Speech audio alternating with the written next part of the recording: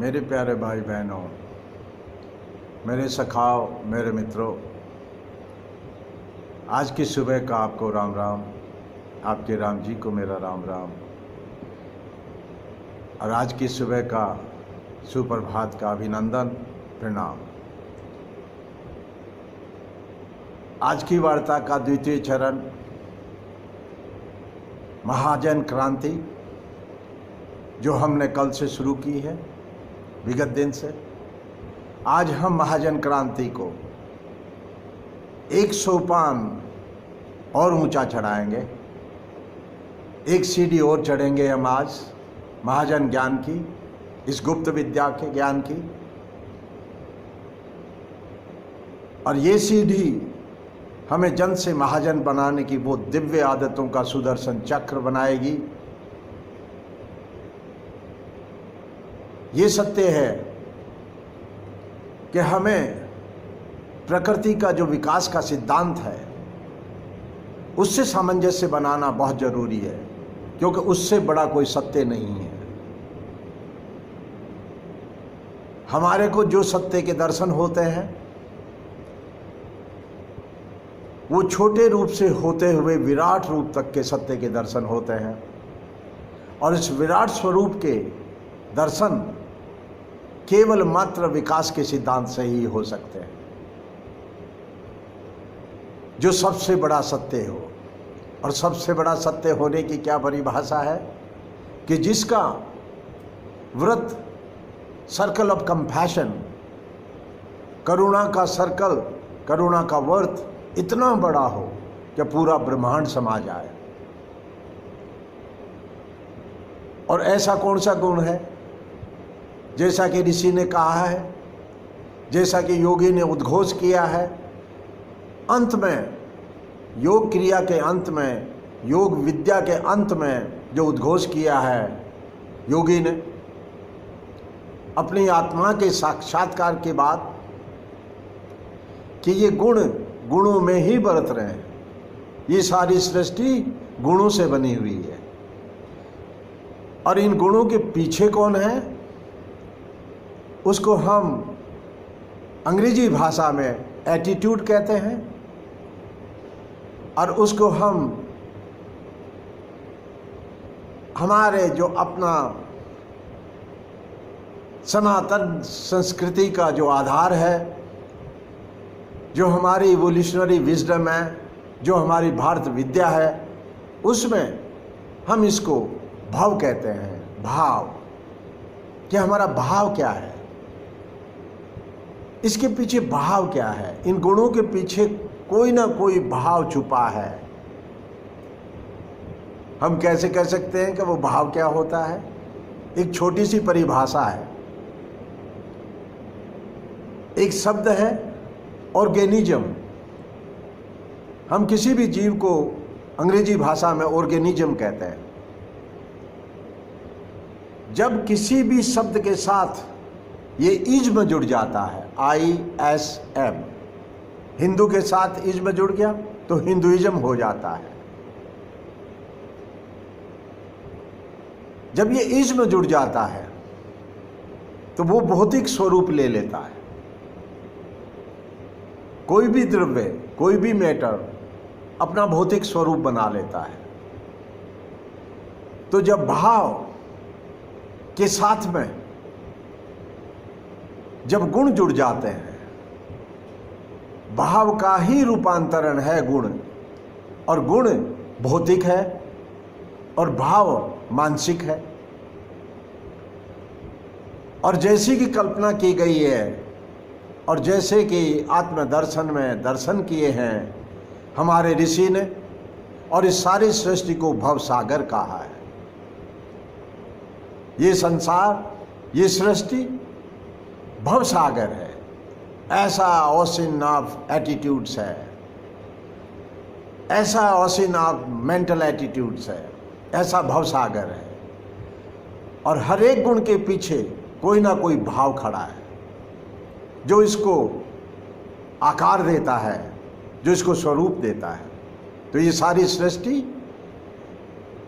के दर्शन करने के बाद में योगी कहता है कि गुण ही गुणों में बरत रहे हैं, तो मैं क्यों नाहक परेशान हूं? क्यों नहीं मैं, और मैं क्यों इसके बीच में उलझा हुआ, इस दुख और सुख के भंवर में फंसा हुआ, इन भावों का जो भंवर है उसमें मैं फंसा हुआ क्यों परेशान हो रहा हूं? क्यों नहीं मैं इनसे बाहर निकलकर मुक्ति पाकर और बैठ के अपनी रामलीला देखूं दूर से? क्या जरूरत है कि मैं परेशान हूं? तो वो अपने आप को उन गुणों के इस सृष्टि से अलग कर लेता है और एक ऑब्जर्वर की स्थिति में स्थापित हो जाता है। और जब हम ऑब्जर्वर की स्थिति में स्थापित हो जाते हैं तो हम क्रिएटर बन जाते हैं, अपन सर्जनहार बन जाते हैं, हम सर्जन करने वाले बन जाते हैं, हम को क्रिएटर बन जाते हैं। और ये भाव जब हमारी दृष्टि में आ जाता है तो हम हमारी दृष्टि से सृष्टि की रचना करना शुरू कर देते हैं। ये प्रक्रिया है। तो योगी जब ये कहता है कि ये तो गुण ही गुणों में बरत रहे हैं, मैं क्यों परेशान हो रहा हूं, तो उन्हें आत्म साक्षात्कार होते हुए केवल ज्ञान के दर्शन होते हैं। और केवल ज्ञान की स्थिति में वो केवल मात्र ऑब्जर्वर बन के स्थापित हो जाते हैं और फिर सारे संसार को, सारे गुणों को समझते हुए वो जगत कल्याण का काम करते हैं। क्योंकि जगत कल्याण से बड़ा कोई व्रत नहीं है कंपैशन का। The greatest circle of compassion is universal welfare. इस वाक्य को, ये ब्रह्म वाक्य है कि करुणा का इतना बड़ा व्रत, करुणा का इतना बड़ा सागर और करुणा का इतना बड़ा हृदय जो जगत कल्याण का आधार बन जाता है। और जगत कल्याण से बड़ा कोई गुण नहीं है और जगत कल्याण से बड़ा कोई भाव नहीं है। तो इस सारे भवसागर के और इस सारी सृष्टि का जो कोज है वो जगत कल्याण भाव है। और ये हमें कभी नहीं भूलना चाहिए। और इसी भाव के कारण इस सारी सृष्टि ने जन्म लिया है, इस मटेरियल यूनिवर्स ने जन्म लिया है। फिर कभी हम इस बात करेंगे इसकी गहराई की, इस भाव की, जगत कल्याण की। लेकिन हमें जन से महाजन बनने के लिए भी ये समझना पड़ेगा कि जैसा हम भाव रखेंगे वैसी सृष्टि बनती चली जाएगी। क्योंकि जैसा भाव होगा वैसी हमारी आंखें हो जाएंगी और जब हमारी आंखें वैसी हो जाएंगी तो फिर वो सृष्टि की रचना भी वैसे ही कर देंगी। तो हमारी जब आंखें शुभ हो जाएंगी, जब हम सब में शुभ शुभ ही देखेंगे, तो हमारी दुकान, हमारा व्यापार, हमारा जगत व्यवहार, हमारा आदान प्रदान शुभ हो जाएगा और हम सभी ग्राहकों में भगवान के दर्शन करेंगे। जब हम ग्राहक में भगवान के दर्शन करेंगे तो ये राम जी का आदान प्रदान है। यहाँ कोई किसी को लूट नहीं रहा है, यहाँ कोई किसी की जेब नहीं काट रहा है, कोई किसी का नुकसान नहीं पहुंचा रहा है। ये तो सिम्बायोटिक रिलेशनशिप हो गई है। कैसी रिलेशनशिप हो गई है, कैसा संबंध बन गया है कि एक और एक दो से बाहर निकलकर, उस परिधि से बाहर निकलकर, उस जड़ गणित से बाहर निकलकर, वो स्टैटिक गणित है, वो मैथमेटिक्स स्टैटिक है, वो डायनेमिक नहीं है, उसमें ऊर्जा नहीं है, उसमें वो भाव नहीं है विकास का। तो जब हम विकास का भाव भर देंगे तो ये गणित जो जड़ गणित थी एक और एक दो की, ये गणित फिर दिव्य गणित बन जाएगी, एक और एक 11 हो जाएंगे। तो महाजन, दुकानदार और ग्राहक दोनों मिलके, क्योंकि दोनों का जो आदान प्रदान है वो खुशी, आनंद और दिव्य रूप का बन जाएगा। और ये सारी की सारी रिलेशनशिप, ये जो संबंध है वो डायनेमिक हो जाएगा, वो सिम्बायोटिक हो जाएगा। और सिम्बायोटिक होने का मतलब है कि दोनों ही अपने आप में, दोनों को ही इतना मिलेगा कि वो अपने आप में स्वयंभू महसूस करेंगे, वो एक दूसरे के सहायक बनेंगे। हमने कल कहा था कि हम योगी से सहयोग, योगी से उपयोगी बनेंगे। आज हम उपयोगी से, हम दुकानदार तो बन गए, हमने दुकान तो खोल ली और हमारी दुकान पे ये भी लिख दिया कि शुभ लाभ, कि शुभ है तो लाभ है। और हमारी आंखों को भी हमने दिव्य बना ली और हम ग्राहक में भगवान को देखने लग गए। तो ये जो क्रिया हमने शुरू करी है, आज हम उपयोगी से, उपयोगी तो हम बन गए, समाज के लिए उपयोगी बन गए कि किसी भाई को जिस चीज़ की ज़रूरत हो हमारी दुकान पे आए और हम आदान प्रदान करेंगे। वो हमें हमारा मुद्रा दे, हमारी प्राइस दे दे, हमारी कीमत दे दे और हम उसको सामान दे देंगे जैसी उनकी ज़रूरत। और हम समाज की सेवा में लग गए, तो हम उपयोगी तो हो गए, लेकिन उपयोगी से हम सहयोगी कब होंगे? हमें आज सहयोगी बनना है, एक दूसरे की सहायता करनी है, एक दूसरे का भला करना है, एक दूसरे का उत्थान और उन्नति करनी है। जब हम में ये भाव आ जाएगा, जब हम राम जी के दर्शन करेंगे ग्राहक में, तो हम सहयोगी हो जाएंगे। तो हमारी जो यात्रा शुरू हुई थी योगी से, ब्रह्म योग की, ब्रह्म विद्या की, वो मधु विद्या में आते आते और मधु विद्या से आगे फिर वो गुप्त विद्या में बदल जाती है। योगी से हम उपयोगी बने और उपयोगी से हम आज सहयोगी बनेंगे, एक दूसरे के साथ सहयोग करेंगे, एक दूसरे को आगे बढ़ाएंगे। ऐसे मित्र, ऐसी सिम्बायोटिक रिलेशनशिप कि हम एक से एक 11 हो जाएंगे। हम एक और एक 2 नहीं, हम 11 बन जाएंगे। और इस क्रिया का ऐसा चिरकाल तक ये क्रिया चलने वाली है, इसकी इतनी उम्र होती है जिसका कोई अंत नहीं। वो कैसे? अगर हम इस सिम्बायोटिक रिलेशनशिप को समझेंगे तो हम जीवन की सृष्टि और जीवन के गूढ़ रहस्य तक जा सकते हैं। क्योंकि जितनी भी रिलेशनशिप्स हैं, जितने संबंध हैं प्रकृति के आपस में, वो सारे के सारे संबंध सिम्बायोटिक और सहयोग के हैं। और इतने सिम्बायोटिक और इतने सहयोग के हैं और इतने विकास के सिद्धांत पे टिके हुए हैं, उसके आधार पे रखे हुए हैं। वो कैसे? ये तो हम जानते हैं कि हरे रंग का जो कण है, मॉलिक्यूल है, क्लोरोफिल है, वो सारे संसार का रसोइया है, इस जगत का रसोइया। इस पृथ्वी पर हर जीव को खाना वहीं से आता है।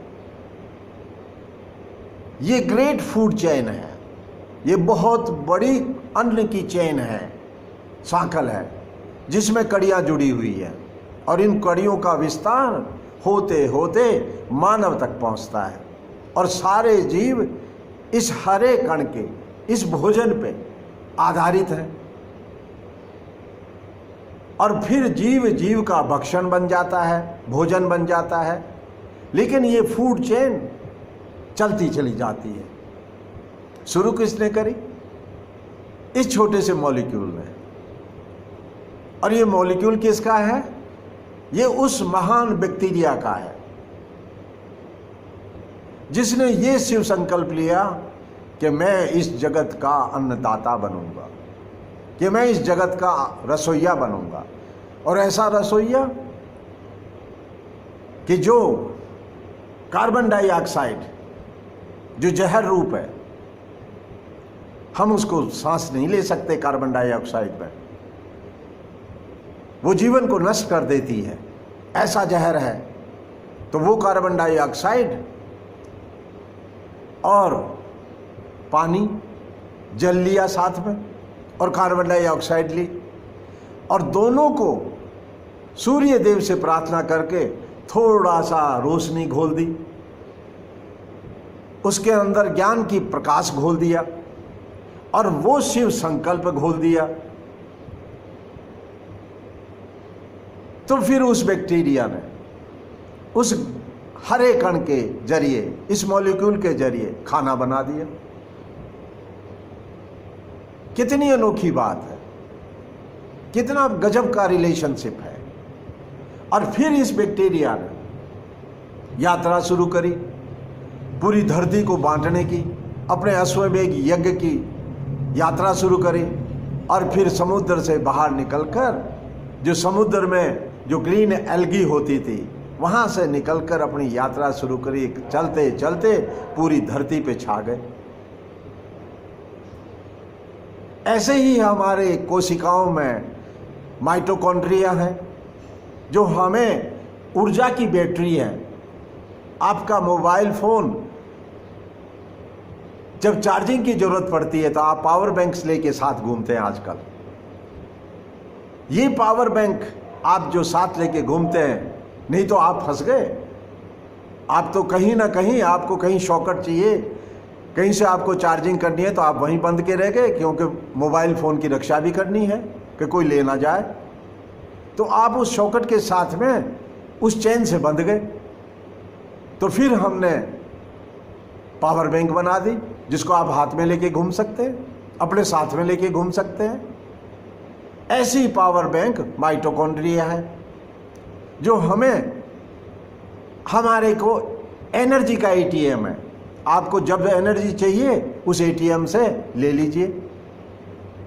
ऐसा एटीएम है, जैसा आपको बैंक से पैसा चाहिए तो आपको बैंक जाने की ज़रूरत नहीं, किसी एटीएम पे चले जाइए।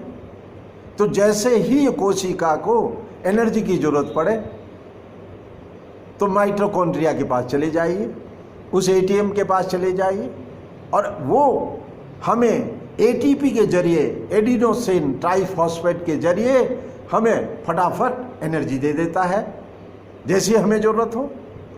हमें दौड़ना है तो एनर्जी दे देगा, हमें अगर कहीं ज़रूरत पड़ जाए डिफेंस की, लड़ने की, तो भी हमें एनर्जी दे देगा।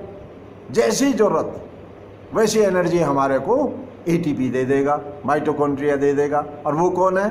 वो भी कभी बैक्टीरिया थे। वो बैक्टीरिया जिनका शिव संकल्प इतना बड़ा है कि वो जब सांस लेने वाले, जो ऑक्सीजन पे आधारित जीवन जो बना, एनाएरोबिक से एरोबिक जीवन जब बना पृथ्वी पर, तो उसका आधार इस बैक्टीरिया का वो शिव संकल्प है। इस बैक्टीरिया ने सारे उसको, ब्रह्मांड को, इस सारी सृष्टि को जो पृथ्वी पे मौजूद है, इस सारे जीवन को उन्होंने धारण किया। ये सिम्बायोटिक रिलेशनशिप है। कोशिका में उन्होंने अपना अहंकार छोड़कर शिव संकल्प में लग गए और शिव भगवान के इस सृष्टि के हाथ बन गए और परमेश्वर का कार्य करने लगे और कॉस्मिक वॉलंटियर बन गए। तो ये महाजन भी कॉस्मिक वॉलंटियर बन सकता है। जैसा किसान होता है, जैसा क्षत्रिय होता है, जो हमारी ये वर्ग भेद की वर्ण व्यवस्था है, इसमें जो हमने कार्यों का जो विभाजन किया है, सत्कर्मों का विभाजन किया है, कर्म तो वही है लेकिन भाव सत्कर्म का है, भाव शिव कल्याण का है, जगत कल्याण का है, शिव संकल्प का भाव है। जब भाव शिव संकल्प का हो जाएगा, जगत कल्याण का भाव हो जाएगा, तो हमारी आंखें ग्राहक में भगवान देखने लग जाएंगी और बहुत आसानी से हो जाएगा ये सब काम, और सब शांति से हो जाएगा। जब ये शांति स्थापित हो जाएगी इस संबंध के अंदर, इस रिलेशनशिप में, तो जो लालच की आग है, जो बेईमानी और चालाकी की आग है, जो हर संबंध को जला देती है, जो लालच की आग है और जो मोह की आग है और जो पशुवृत्ति के जो गुण हैं वो स्वतः ही जल जाएंगे। इस शिव संकल्प में वो स्वतः ही जल जाएंगे। कितनी अनोखी बात है। आपको कोई पसीना नहीं बहाना पड़ा, केवल भाव आपको जगत कल्याण का करना है। जैसे ही हमारा भाव जगत कल्याण का हो जाएगा, हमारी आंखें शुभ हो जाएंगी, और जब हमारी आंखें शुभ हो जाएंगी तो हमें ग्राहक में भगवान के दर्शन होने लग जाएंगे, और हमारी महाजन की जो आगे की यात्रा है वो शुरू हो जाएगी। लेकिन जब तक ये नहीं होगा, जब तक भाव जगत कल्याण का नहीं होगा, जगत की सेवा का भाव नहीं होगा, और जब जगत कल्याण का भाव हो जाएगा तो हमारी आंखें शुभ हो जाएंगी, और जब तक आंखें शुभ नहीं होंगी तब तक हमें ग्राहक में भगवान के दर्शन नहीं होंगे, और तब तक ये रिलेशनशिप 1 और 1 2 में ही अटकी रह जाएगी, और ये रिलेशनशिप 1 और 11 तक नहीं जा पाएगी। वो सत्कर्म में नहीं बदलेगा वो कर्म। हमें कर्म को सत्कर्म में बदलना है, 1 और 1 11 बनाने हैं। हमें इसको सिम्बायोटिक रिलेशनशिप में स्थापित करना है, ऐसी रिलेशनशिप जो दोनों का भला करे, ऐसी रिलेशनशिप जो 1 और 1 जुड़ के 2 बन गए, वो तो स्टैटिक हो गए, जड़ हो गए। जब बनना ही है तो हम दोनों क्यों नहीं बने?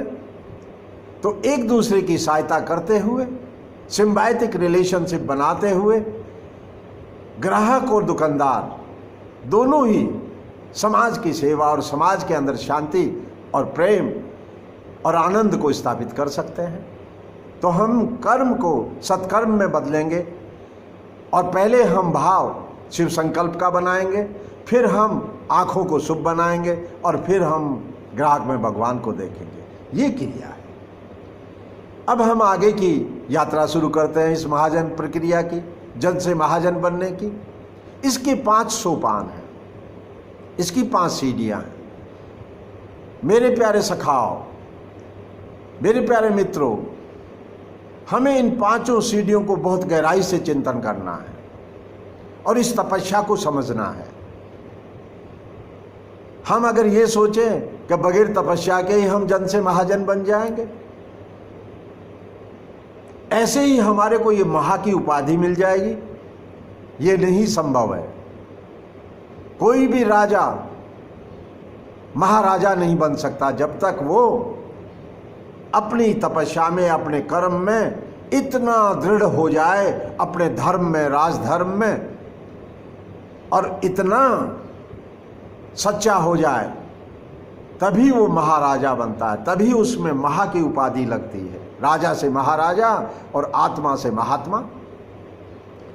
जब आत्मा के साथ में शिव संकल्प जुड़ जाता है, जगत कल्याण का भाव जुड़ जाता है, तो वो आत्मा महा की अधिकार हो जाती है, इस उपाधि की अधिकारी हो जाती है, तो वो आत्मा से महात्मा बन जाती है। तो हम जन से महाजन बनने के लिए ये जो हम महा की उपाधि लेना चाह रहे हैं, ये तपस्या से मिलेगी। और तपस्या क्या है? पहली तपस्या शुरू होती है समय साधना से। और समय साधना कैसी है कि जो कभी डिगे नहीं, जो दृढ़ राखे धर्म को ताही राखे करतार। ये एपिथेट है, ये उस पुण्य पावन धरती मेवाड़ की, उस महाराणा वंश की, जो कभी शिव भगवान के पाटीदार और दीवान बन के, मालिक बन के नहीं, राजा बन के नहीं, दीवान बन के जो महान कार्य शुरू किया था बापा रावल ने। और बापा रावल की प्रतिज्ञा थी कि मैं राजा नहीं, राजा तो भोलेनाथ हैं मेवाड़ के, और मैं तो उनका पाटीदार हूँ, मैं तो उनका दीवान हूँ। जब उन्होंने इस भाव से इस संसार के अंदर अपना कार्य शुरू किया, और जब वो महाराणा बने, राणा से महाराणा बने, पहले उनको रावल कहा जाता था, ये उपाधि महाराणा की बात की है, ये भी सत्य है। लेकिन जब वो दीवान बने तो ये जो एपिथेट है, जो दृढ़ राखे धर्म को ताही राखे करतार, जो अपने धर्म पे दृढ़ होता है उसको परमेश्वर उसकी रक्षा करते हैं। ये भी सत्य है, सारा यूनिवर्स उसकी रक्षा करता है। तो जब इस धर्म पे हम अडिग हो जाएंगे कि समय की साधना, और समय की साधना ऐसी कि अगर हमने टाइम टेबल बना लिया कि 8 बजे हमारी दुकान खुलेगी, हमारा व्यापार खुलेगा, हमारा आदान प्रदान जगत के साथ व्यवहार शुरू हो जाएगा, तो जो हमारा व्यापार का समय है वो 8 बजे खुल जाएगा और 8 बजे बंद हो जाएगा। और जो हमने ये समय तय किया है इसमें कोई फेरबदल नहीं, कोई फेरबदल संभव नहीं है। चाहे ओले पड़े, चाहे बरसात हो, चाहे कुछ भी हो, हमारी दुकान खुलेगी और हमारे ग्राहक अगर सही 8 बजे आएंगे तो हमारी दुकान उसको माल मिलेगा। ये हमारा वादा है।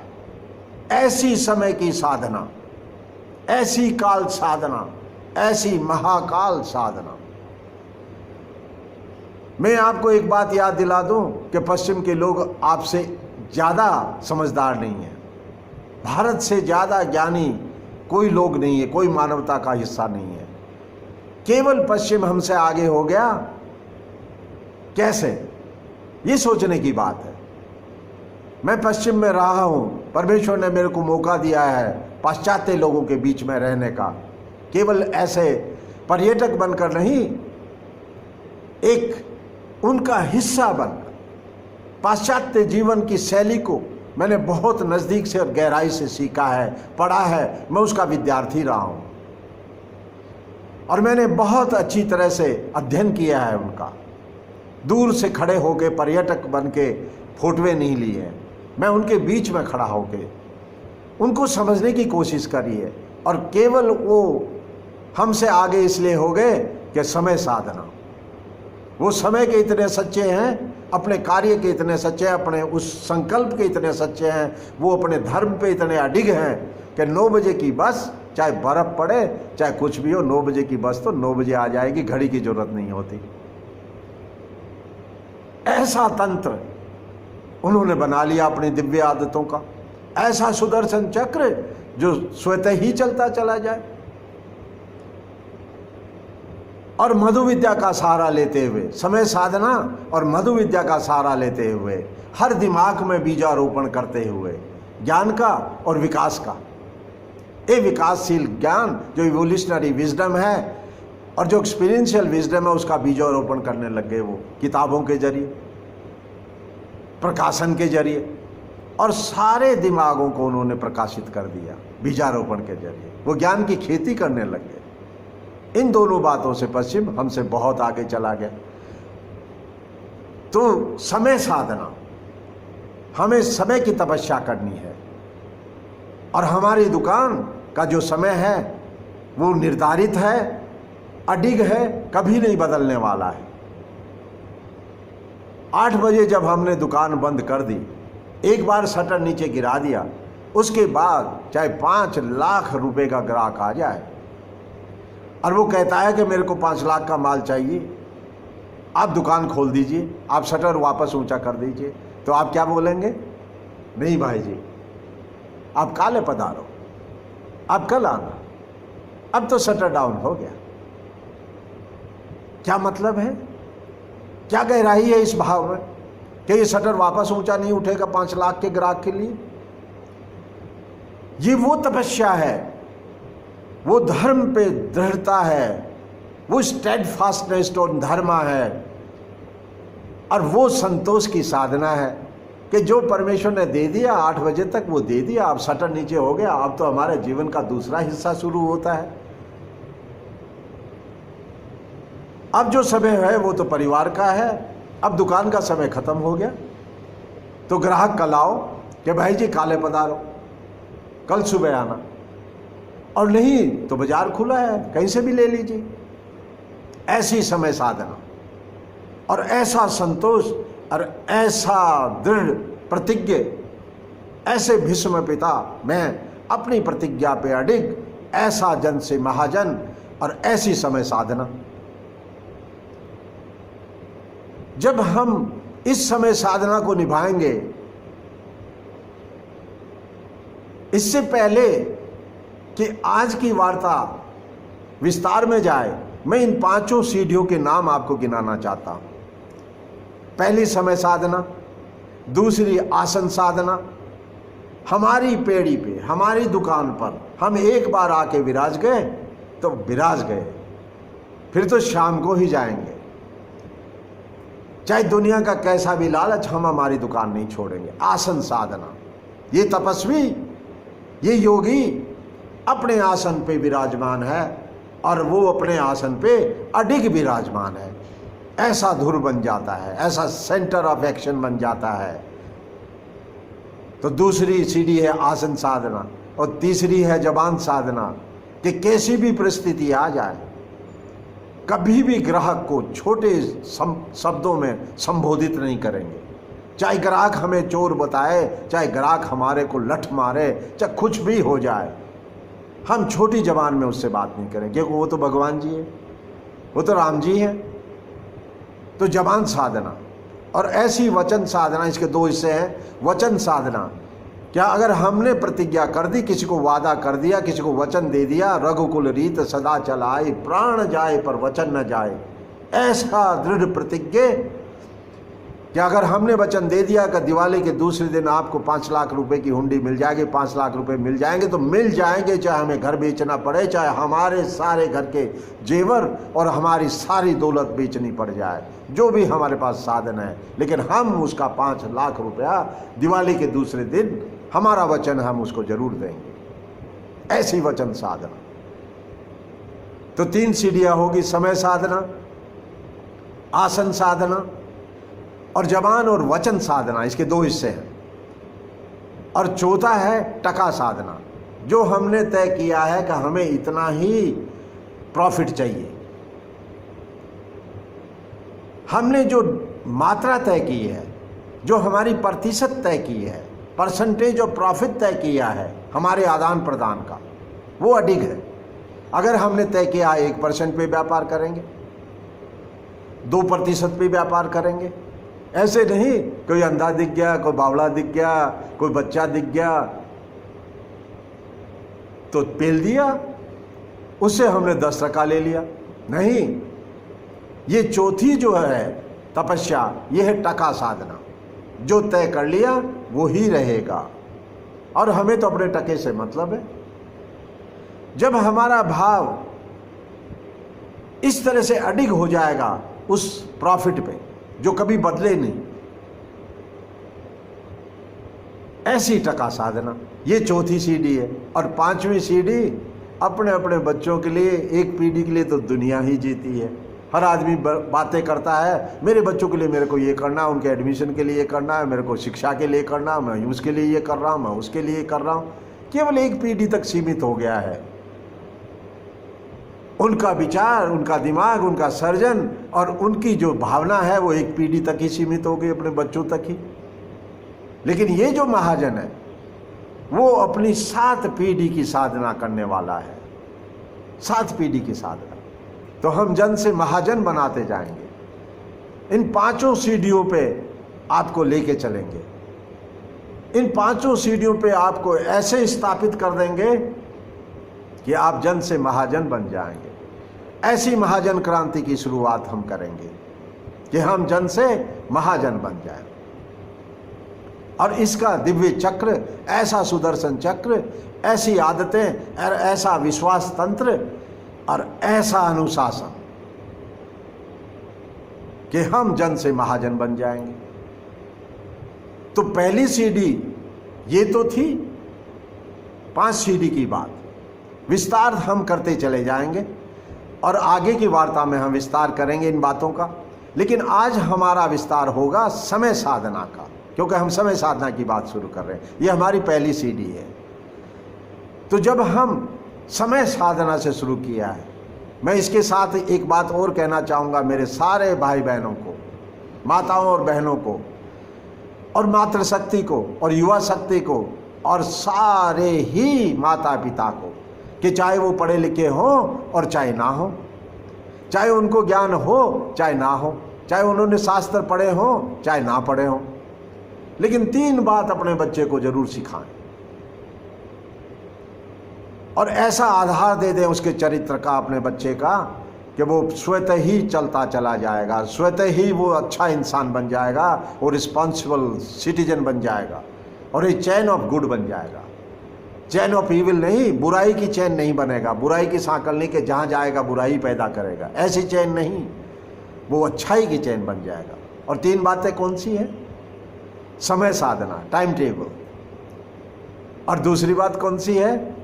कि पैसे के लेन देन में वो सच्चा हो जाए, उसको प्रायोरिटीज़ का ज्ञान हो जाए कि मेरे को पेंसिल खरीदनी चाहिए कि टॉफ़ी खानी चाहिए, कि मेरे को इरेजर की ज़रूरत है या पेन खरीदना चाहिए, या रिफ़िल खरीदनी चाहिए मेरे पेन के लिए, या मेरे को गुब्बारा खरीदना चाहिए।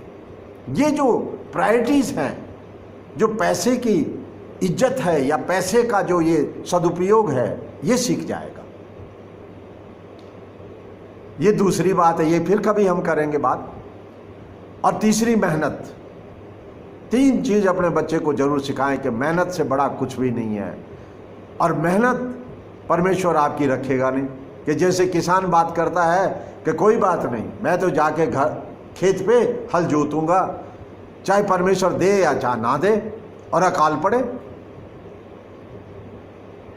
अगर 3 बार अकाल पड़ गया तो चौथी बार वो जमी माता, वो पृथ्वी माता 4 साल का दे देती है। ऐसा विश्वास होता है किसान। तो आपके बच्चे में ये विश्वास होना चाहिए कि जो मैं मेहनत कर रहा हूँ आज नहीं तो कल काम आएगी, लेकिन मेहनत से बड़ा इस संसार में कुछ भी नहीं है। और चालाकी और बेईमानी और मुफ्त का माल कहीं भी नहीं है। There is no free lunch. And if your child believes in free lunch, believe me, वो पूरी जिंदगी दुखी रहेगा, क्योंकि मुफ्त कुछ भी नहीं है। यहाँ सभी कमा रहे हैं, सभी मेहनत कर रहे हैं, और सभी उस पेड़ की तरह अडिग धूप में खड़े हैं। सभी अपना काम कर रहे हैं और मेहनत कर रहे हैं। बिना मेहनत का यहाँ कुछ भी नहीं है इस भौतिक संसार में। तो बिना मेहनत के चालाकी और बेईमानी और स्मार्ट स्टूडेंट बनने की जो प्रक्रिया है, जो चालाकियाँ हैं, ये सब बेईमानी है, ये पतन के रास्ते हैं। तो आप अपने बच्चे को मेहनत करना सिखाएं। तो जन से महाजन बनने के लिए हमें मेहनत करनी पड़ेगी और तपस्या करनी पड़ेगी, और ऐसी तपस्या करनी पड़ेगी कि चाहे चारों तरफ दावानल लगा हो, पंचांगनी जला के बीच में बैठकर जब सीधा 90 डिग्री के अंदर सूर्य चमकेगा, और ऐसी तपस्या होगी कि हम जन से महाजन बन जाएंगे।